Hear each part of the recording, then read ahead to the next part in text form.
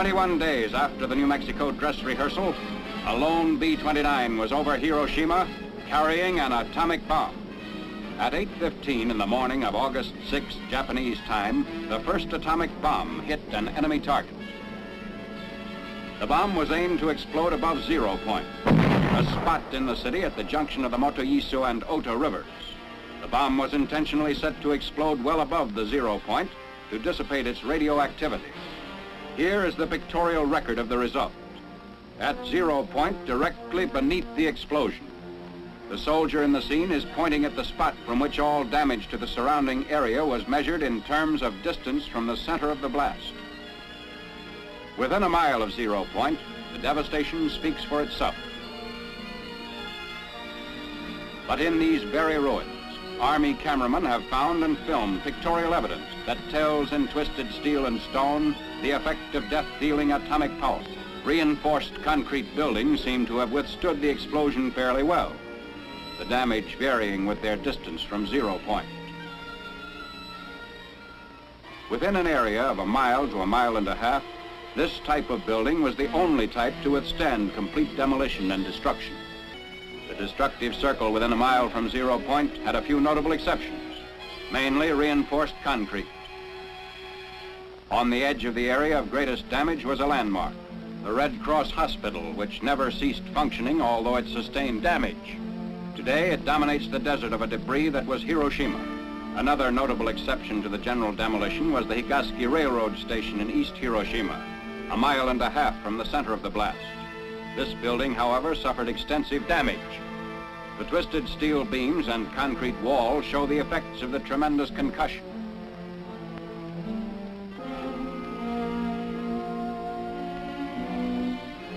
What's left of the Commercial Museum, within 2/10 of a mile of 0 point, also gives indication of the tremendous push of the explosion.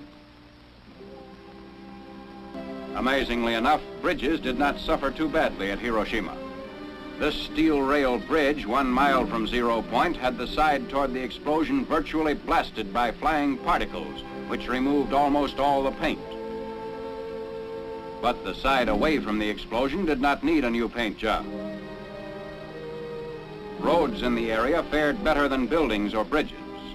Shortly after the fires died down, traffic was resumed. Today, these highways through the ruins are again in use. Beside our military traffic trudge the survivors of vanished Hiroshima, the first city in history to be atom-bombed into oblivion.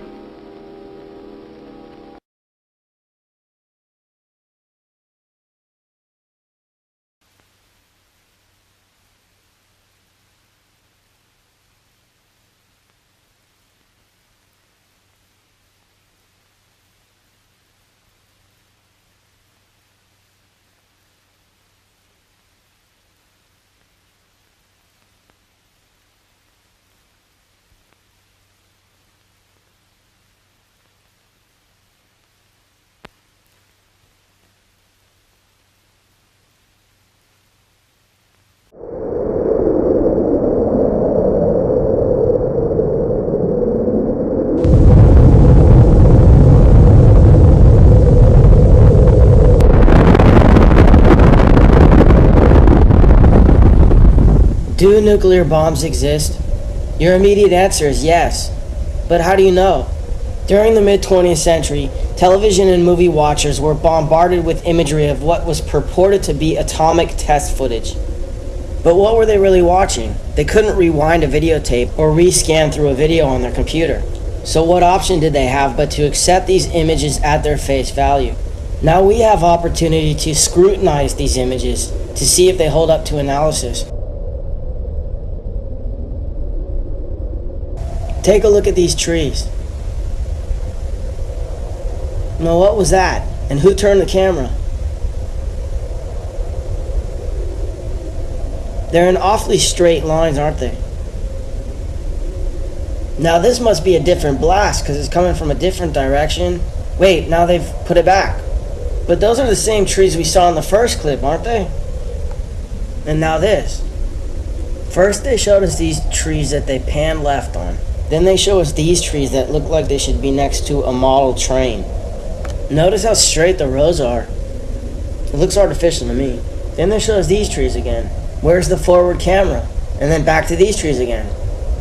And then they show us what looks to be a real forest that's been chopped down or torn down. Now take a look at this. It's footage of the first H-bomb test called Ivy Mike. Watch how it changes.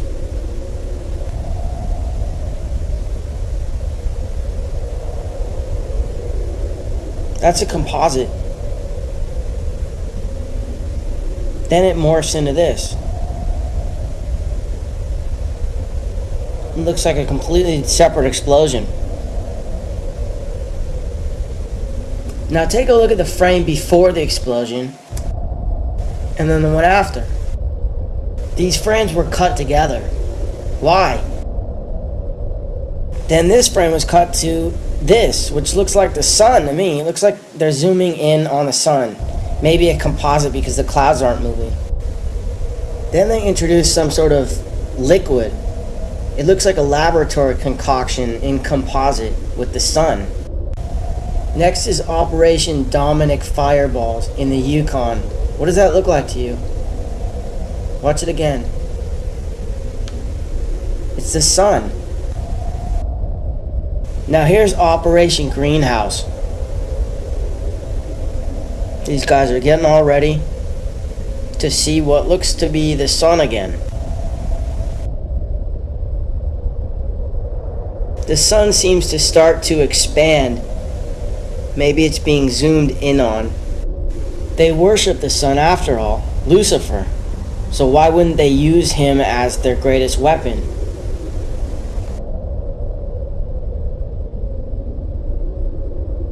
And who headed up the whole program? None other than J. Robert Oppenheimer of the Oppenheimer family, who is reputed to have been the original financiers who got the Rothschilds started in Frankfurt, Germany in the 18th century. He should do his duty, and to impress him, takes on his multi-armed form and says, "Now I am become death, the destroyer of worlds." You're thinking, what about Hiroshima? Is that Hiroshima? Is that Hiroshima?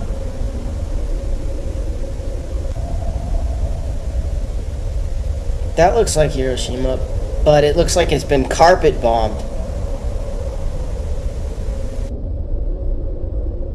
Check out this image of Rotterdam. Was that a nuclear bomb?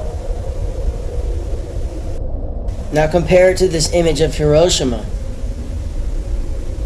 Actually, this isn't Hiroshima, it's Tokyo after firebombing in 1945. If you accept that FDR might have had foreknowledge of the bombing at Pearl Harbor, maybe you might want to leave room for the possibility that his propaganda machine might have created the myth of atomic bombs. There's no question that the powers that be have ballistics with tremendous explosive capacity.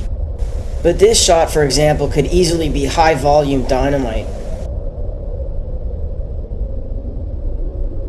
And what are we looking at here?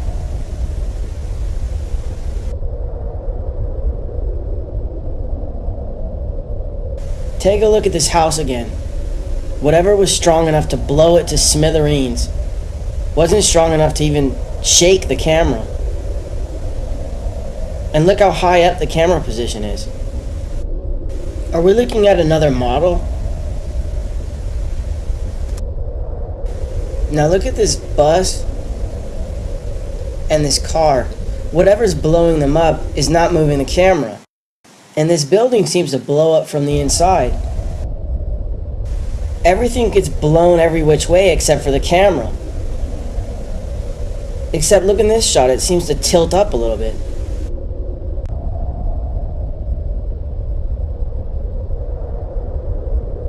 Now this is one of my favorites. Watch the two guys behind the glass. Who's filming them? Isn't he being exposed to all that rocket fuel? Anyways, I'm not trying to convince anyone of anything. If you're hell-bent on believing that they can blow up the world at the push of a button, then go ahead. But next time you hear a politician justifying the invasion of a country based on the fact that they supposedly have weapons of mass destruction, realize that they're not only lying about the other country supposedly possessing weapons of mass destruction, they also may be lying about the very existence of weapons of mass destruction. And why don't they call them nuclear bombs anymore? What's happening? Okay, I just want to ask a simple question, without commenting on whether it's true or not. Have you heard the idea that nuclear weapons are a fraud or a hoax and never existed? No. None of you heard that? No. Okay. What?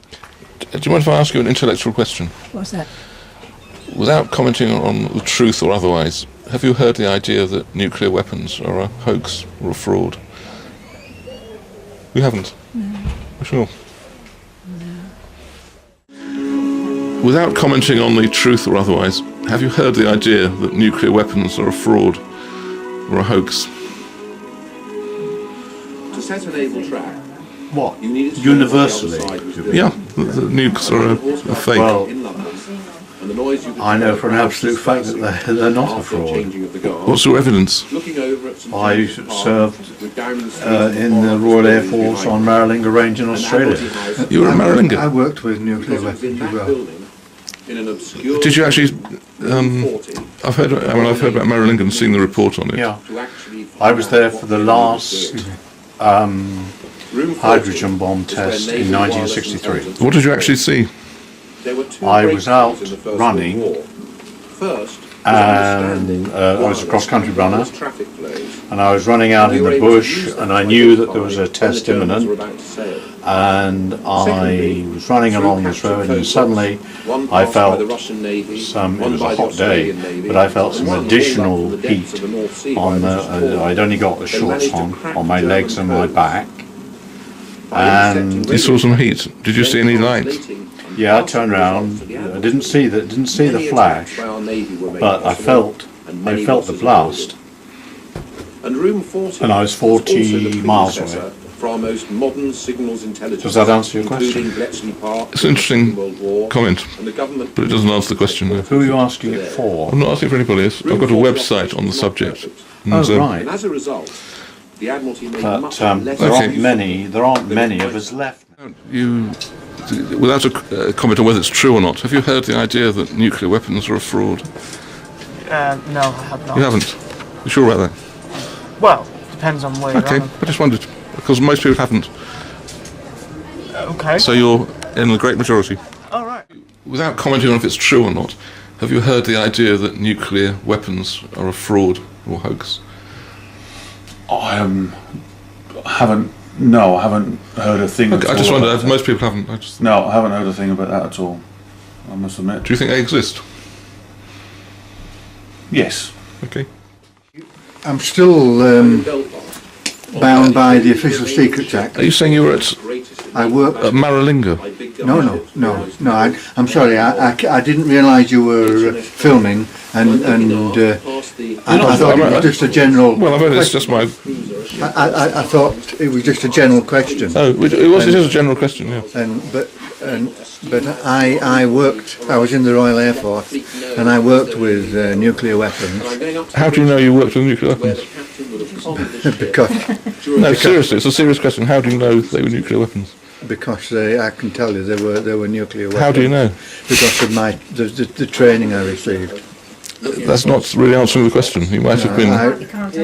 Well, I can only tell you so much. As I Okay. say, I'm still bound by the Official Secrets Act. Or not. Have you heard the idea that nuclear weapons are a fraud? Yes. You have? Yes. Fantastic.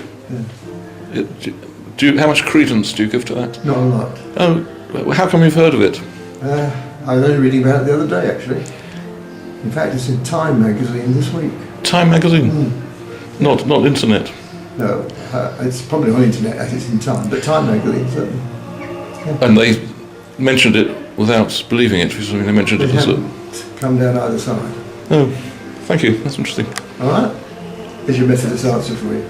Okay. Okay, without commenting on whether it's true or not, have you heard the idea that nuclear weapons are a hoax or a fraud and never existed? You haven't heard that?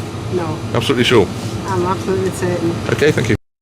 Well, of all topics that have importance in understanding the spellcraft, the hoaxcraft that the powers that be have implemented on the public, there is none really as big as the nuke.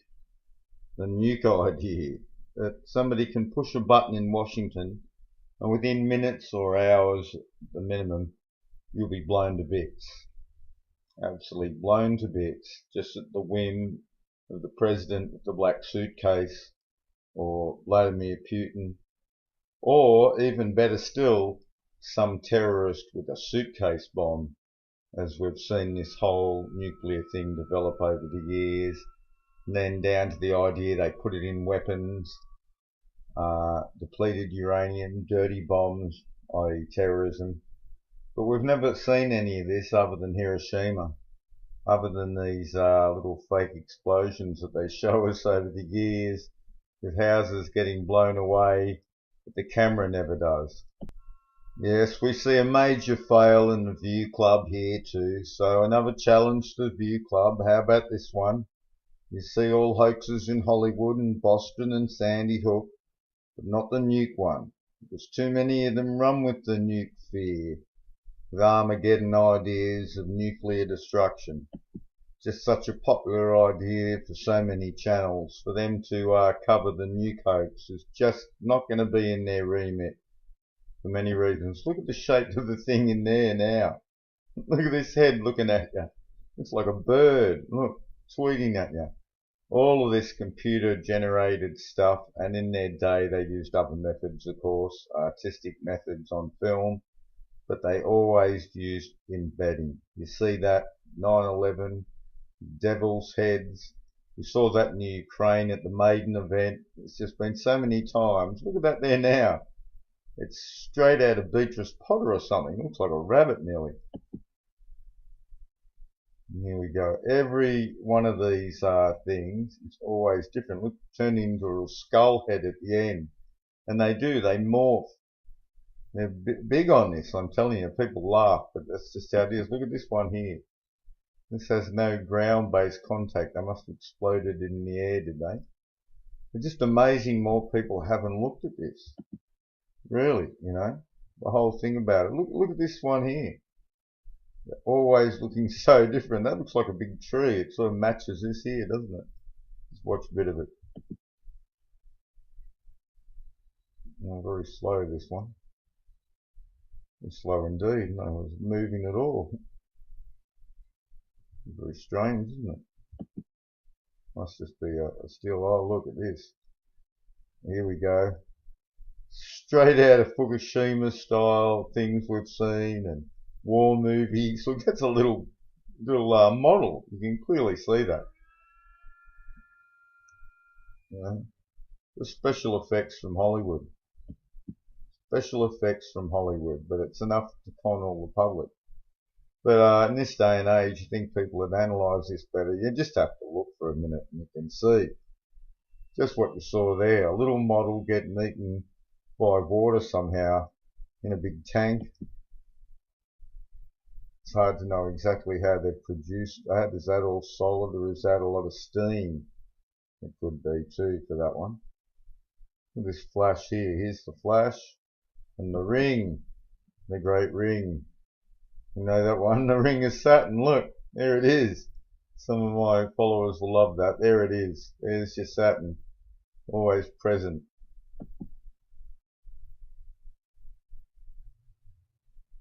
The big glow.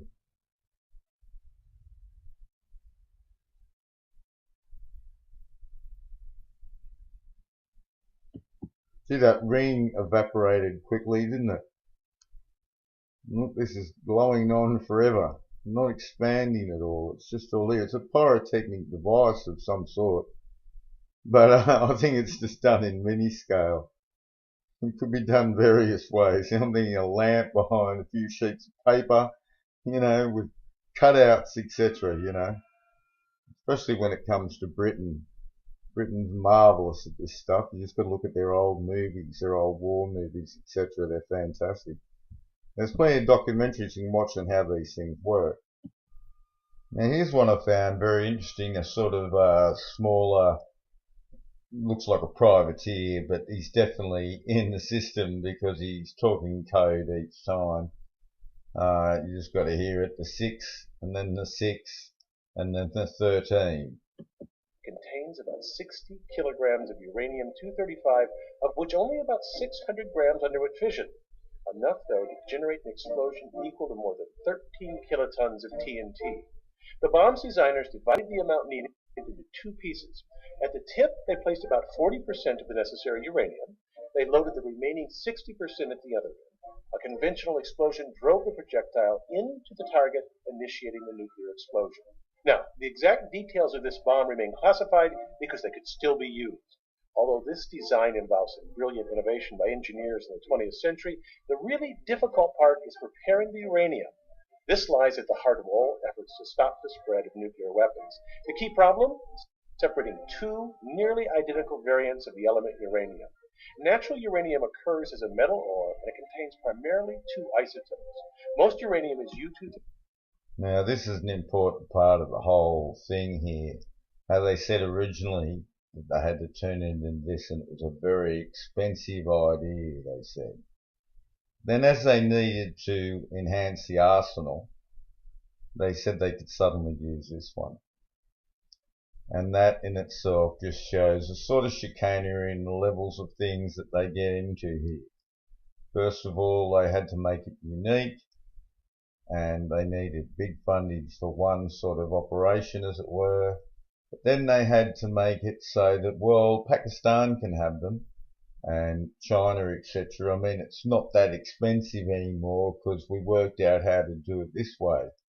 And then they, of course, can use that to fear people around, like India versus Pakistan, and you've got China versus Japan ideas. You've got North Korea.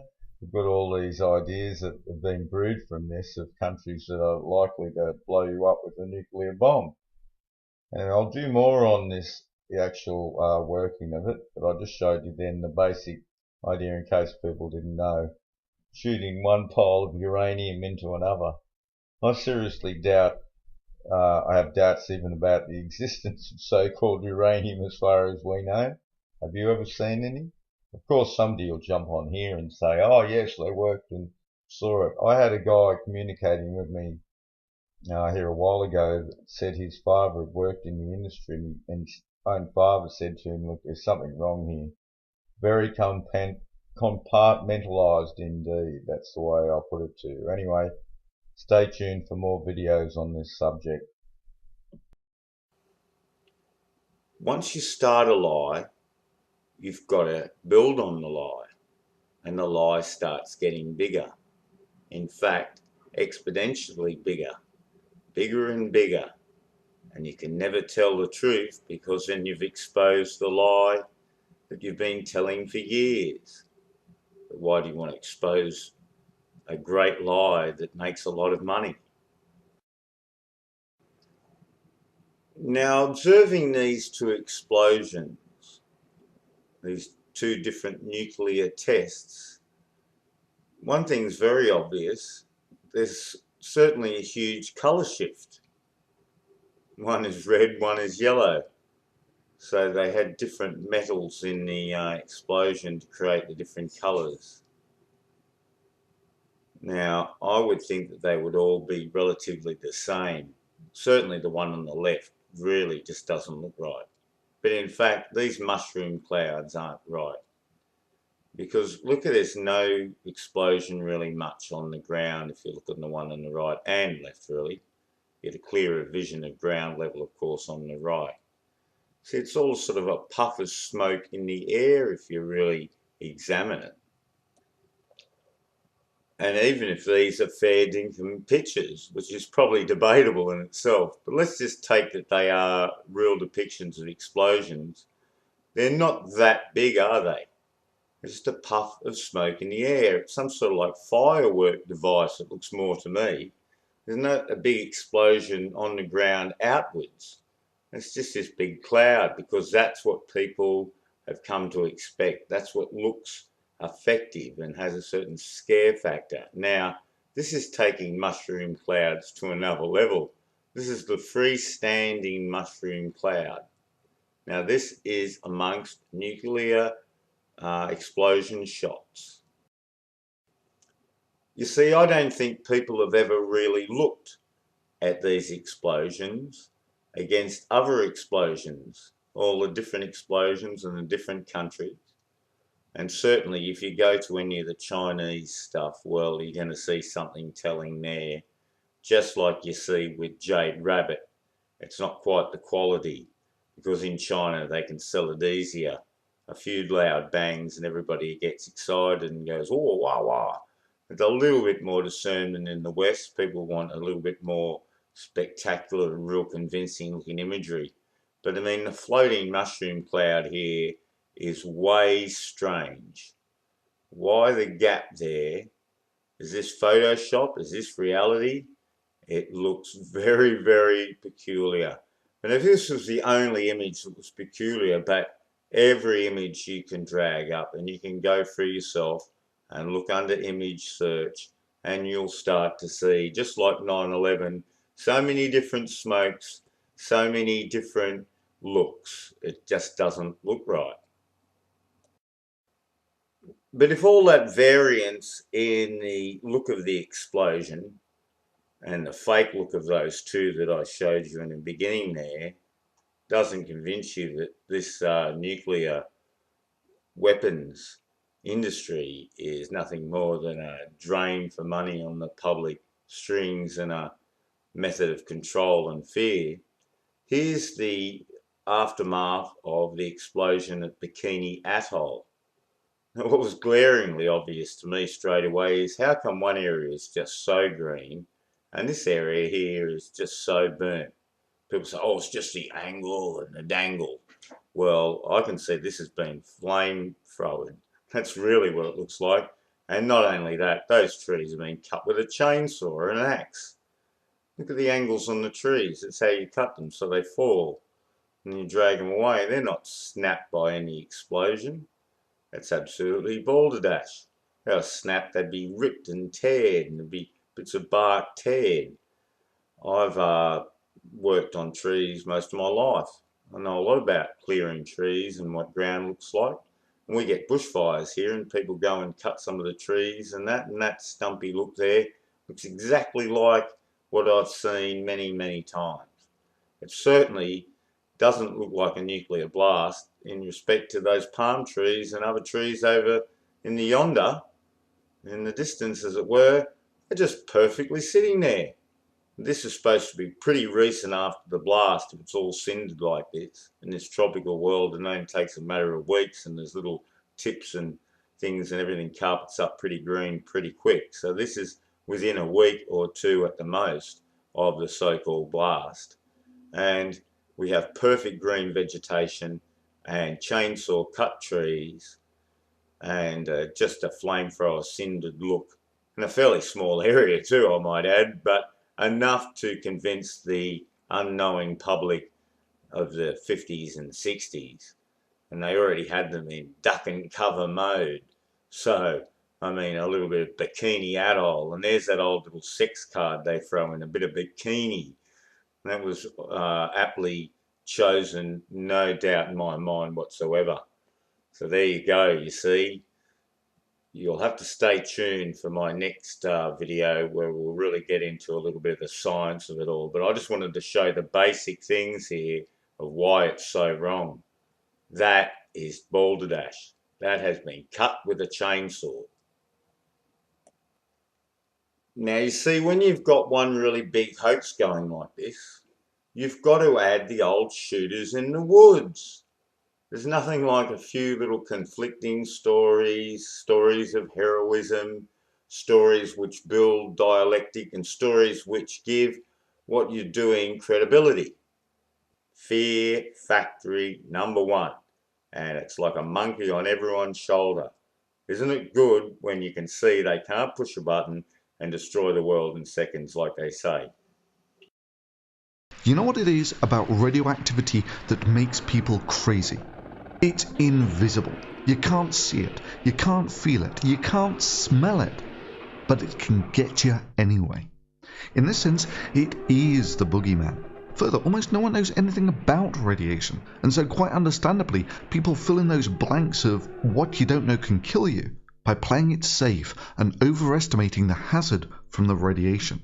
And this already distorted image of the hazards of radioactivity is fanned by the paranoid ramblings of crazies, and especially of the paranoia merchants trying to whip up this fear to make people really scared such that they can capitalize on that fear. Fluoride Shield, Survival Shield, and all the products at InfoWarsLife.com grew out of my quest to try to find the very best compounds from God's cornucopia to protect myself and my family. And from our research, I believe we are bringing you the best, highest quality products. And you have that commitment from Alex Jones and the entire InfoWars crew. Wow, a personal promise from Alex Jones based on the best research from both him and the entire InfoWars crew. And of course, the small print just reinforces how much confidence they have in their research claims. Right? Actually, no.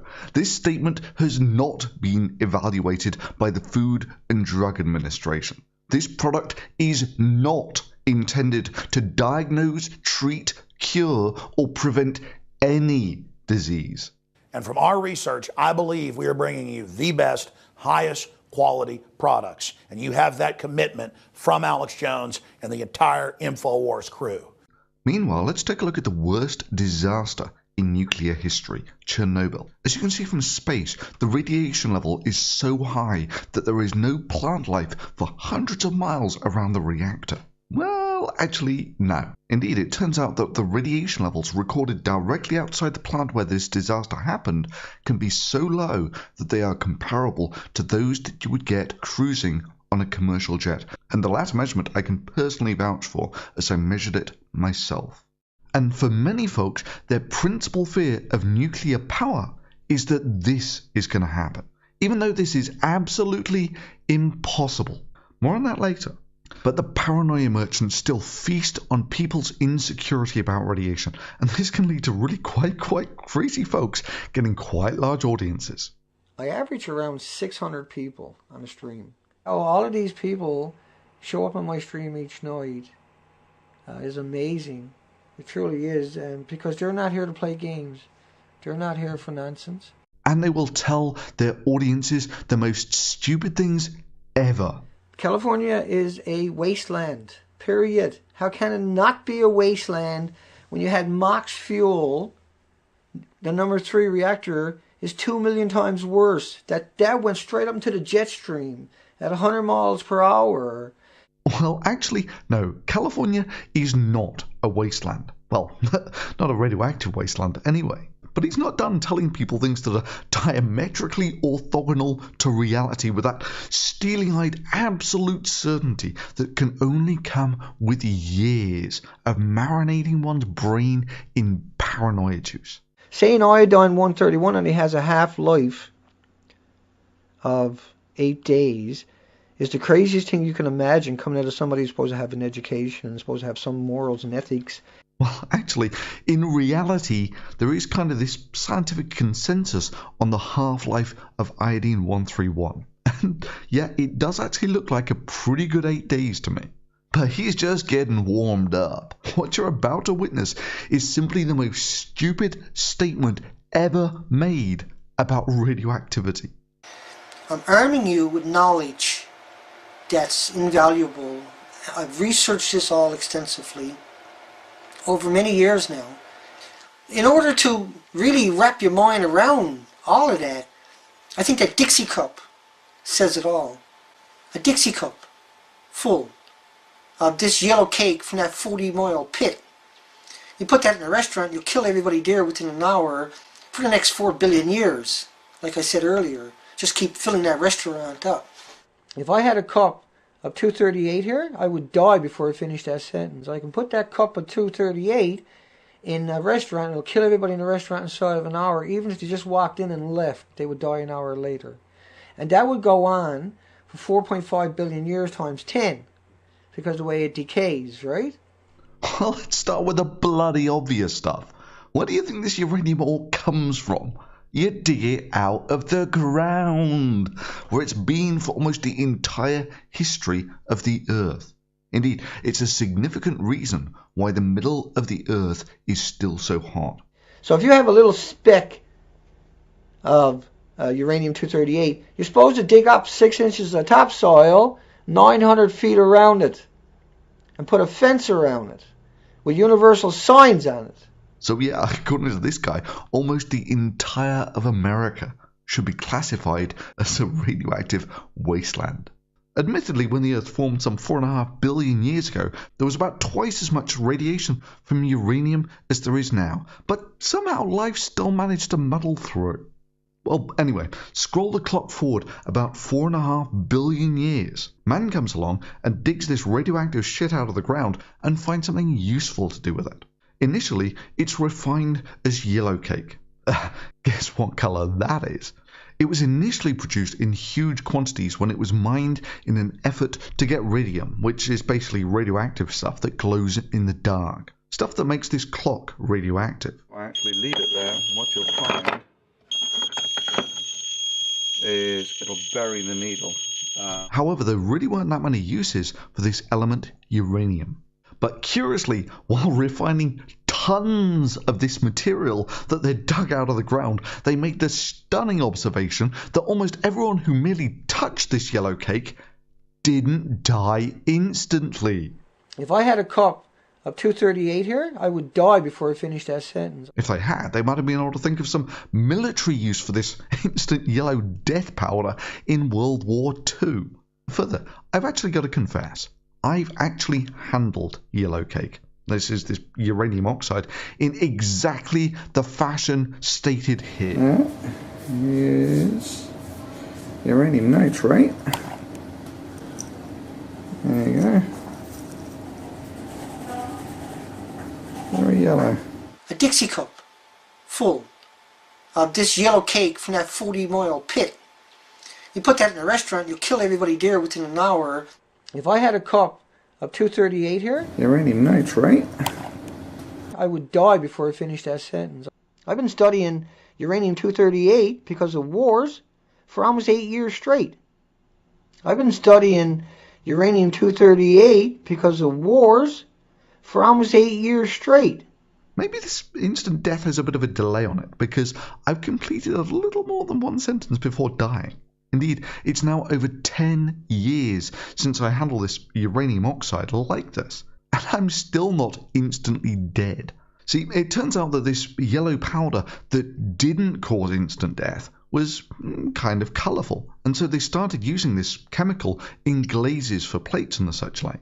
You see, while uranium is actually radioactive, it's a weak alpha emitter. Alphas have lousy penetrating power, which means you can handle things like this with gloves with essentially no ill effects. What I mean by uranium is a weak alpha emitter per nucleus is it doesn't give off much radiation that quickly, that it's got a half-life of about 5 billion years.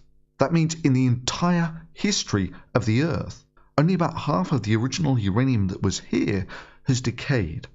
And now just compare that to the same amount of, say, iodine-131, which would release about the same amount of radiation in 8 days. Yeah, so it's just another way to get us scared into giving them more money. So we're giving them hundreds of billions of dollars in this space race that America and Russia were doing, and they also did the Cold War, so they scared us into this nuclear scare and then stole a bunch more money to build fake nuclear weapons. And so yeah, nuclear weapons don't exist as such. The tests that you've seen, the very early ones like you were talking about, are clearly fake, just done on models. Some of the later tests were done using stacked dynamite. You just get a shitload of dynamite and blow it all up, and it makes the mushroom cloud, does the whole thing. And what they do is they'd tell one team that, you know, they'd have a bunch of people 20 miles away, say army guys watching, doing the test, and then you've got over on one island these people stacking dynamite, saying that we're doing this for comparative purposes, and the real nuke's going to be over on that island. Meanwhile, they got another team over on that island stacking dynamite for comparative purposes, and the real nuke's going to be on the other island. So they even have military men stacking dynamite that they know is being used for these supposed nuclear explosions, but they believe that they've seen a real nuke, even though they tell them to cover your eyes and put your head in your laps as it happens. You don't see anything until the smoke clears afterwards. But yeah, a lot of military men will swear, up and down that nukes must exist because they were there at some of those tests, and it's just dynamite. They do it beneath water by stacking dynamite in submarines, and you can do it up in the air as well. The Hiroshima and Nagasaki nukes, you can see that they're clearly two superimposed explosions, one on top of each other. There's two smoke plumes made to look like they're one. I actually used this technique several times.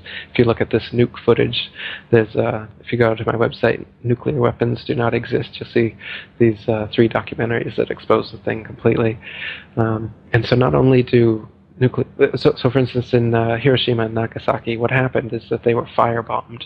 So the cities were leveled just like Tokyo was firebombed, and the damage is comparable. But they claim that it all happened from one blast. But this is clearly not true, because flowers and plants started growing within a month, and they say nuclear radiation would exist for hundreds, thousands of years and would cause birth defects and everything. But nowadays, Hiroshima's a bustling city. Everyone's living there. Everything's growing there. Radiation's not a problem. There is some radiation after any explosion, so you would be able to go there with a Geiger counter and get some radiation, especially right afterwards, but it dies down quite quickly. And nuclear power, one of the most prominent nuclear physicists in America, he's dead now, Galen Windsor. He was involved in setting up most of the nuclear power plants in America. And he went all over America for years giving this lecture about how nuclear power is just the most expensive and effective way to boil water. And they're essentially steam plants, and that's all it is. The nuclear component that supposedly causes all this radioactive waste that needs to be, hazmat dealt with, and they drill holes into bedrock and put the nuclear waste deep under the earth, and they've got all these crazy regulations. He says, when we were first working with nuclear material, uranium, plutonium, we held it in our hands, and if some of it got hot, we'd throw it in the water, and that was it. No problem. He said, I would bathe, I would swim in the pool there that we would throw the radiated metals into, no problem. People thought he was crazy. He started drinking a glass of water from it every day, no problems.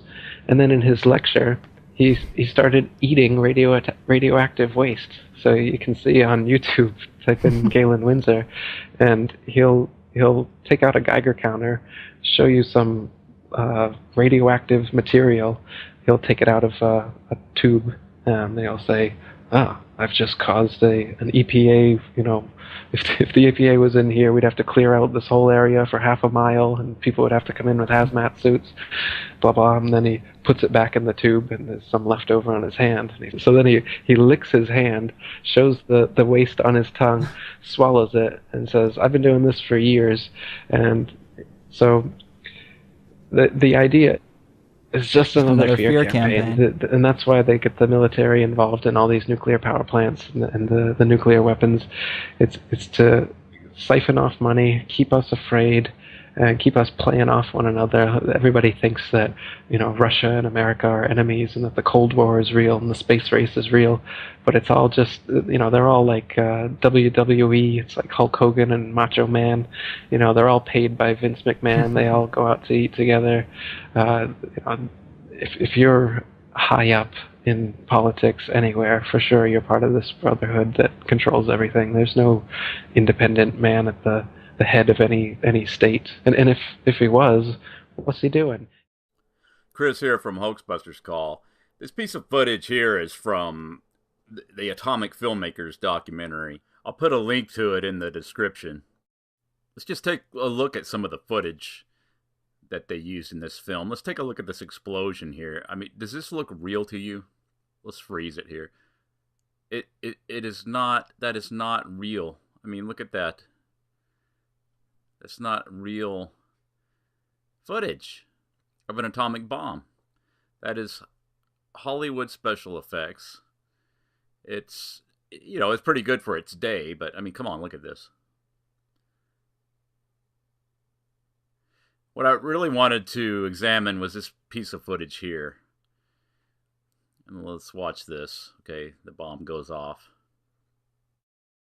Let's give this a little bit of a closer look, shall we? Something just ain't right here. Okay, the bomb goes off. Now check out this area right here. That white flash, that part of the explosion. Now let's keep an eye on that as I run this in slow motion here. Now watch this.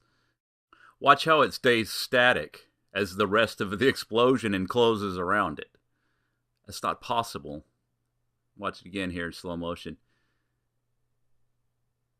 And reverse it. Look at that little blast in the corner. Look at that. It doesn't change. This is some kind of layering special effect. Some double exposure effect. Yeah, just look at that. I mean, just look at it. I mean, look at the... Also pay attention to the little puffy clouds right above this so-called mushroom cloud and how they're not even affected. You know, just rewatch it again and take note of that too. Just watch atomic filmmakers. They admit that this footage came out of Lookout Mountain, which employed Hollywood producers and people in the industry to produce all this footage. They admit to it. I mean, they're going to tell you that they went out there and filmed it, but no, they created it. There's no doubt about it. You know, why else would you need Hollywood people? Just give it some thought. Thanks for watching. Take care. In illuminated figures before the operator in the manual office, who then completes the call.